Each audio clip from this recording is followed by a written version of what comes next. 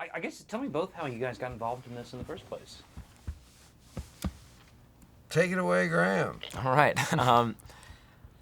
I got the script and I was a little weirded out after page 1 and 2. You know, it starts off with this kid, he's smoking pot in the middle of a desert with a naked man.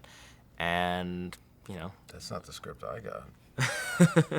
Well, you know, and then over the next 100 pages or so, I grew to love these characters, and I wanted to make this film so bad. And, you know, from the time I got cast, I think there was like an 8-month delay between, you know, casting when we actually started filming.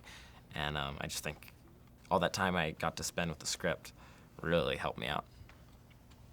And what was the script you received? I believe I received the same script. And when I first got it, it was a few years ago, and it came to me with respect to the character that Ty plays, because Goatman was cast at that point. They were trying to make it at that point with another cast, and I remember reading it and thinking, "Oh, I love the movie, and I love Goatman. I wish I could be Goatman, you know." And then it fell through, came back around. I was Goatman, and then that fell through, and it went away. And I thought, "Oh, well, I'll never be Goatman." But I'm glad they're making it. They were making it with somebody else. I just wanted to see the movie made. I wanted Chris to get to make his movie, and then that fell through, and then I got to be Goatman. When you wear the Goatman beard and hair, is that?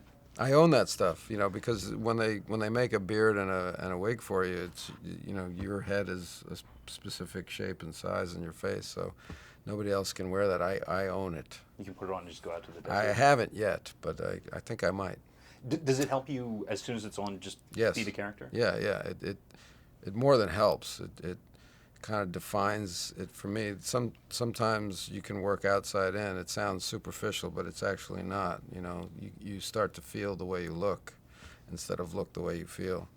And for me, it was very important to have that look. And in this original script and in the book, Goatman shaves and gets his haircut in Thanksgiving, which would have been, you know, maybe 30 minutes into the film. And after the first day of the makeup test, which is actually the little iPhone movie that plays as home movies at the end, where you see Goatman and Wendy with the little infant, which was Chris's actual child. That was just like a makeup test, and our DP just decided, oh, there's this new app on the iPhone, Super 8, I'm going to do that.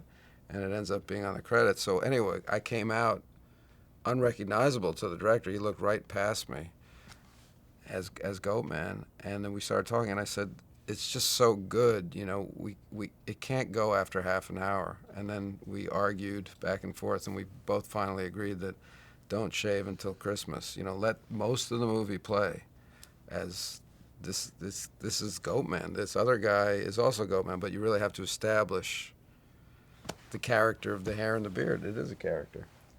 There's a danger in a lot of... Did you know that? I did. I knew that. Okay. I knew it all. There's a danger in a lot of coming-of-age movies where your character can run the risk of being sort of woe is me. And one of the things I really liked about this was he's very calm, and you even see his roommate goes through a lot of things that are maybe even worse off than he is. But your performance is very subtle to react to things. Can you talk about developing that? Yeah, one of the things I liked about my character was how resilient he is. You know, despite all of the challenges he's facing, despite all of these people that he's held accountable for some reason.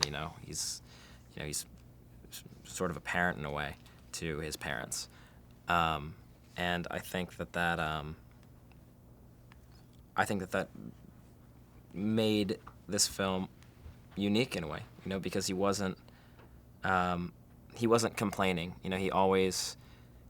He was always caring for everyone else. It was never about him. He was always, giving love to everyone else, and he always saw the best in people. There are two instances in this film where he sees people in a different way than anyone else does. I'm sure there are more than that, but two that really stood out to me that Chris, I think, did a great job of getting across was when we go into the bar Super Puerco in Mexico. There's this stripper on stage, and like me and her sort of have a moment, like we link eyes, and I'm not looking at her as like, a teen would normally probably look at a stripper. Like I'm looking right into her eyes and I see something more in the same way that I see more in Minnie than, the school prostitute. So that's something that I really liked about my character. Of course, being a goat man, there are quite a few goats in this film, including a baby one at one point. What is it like having goats for co-stars? Well, I would say to any actor, never work with a baby goat, because that's all anybody looks at.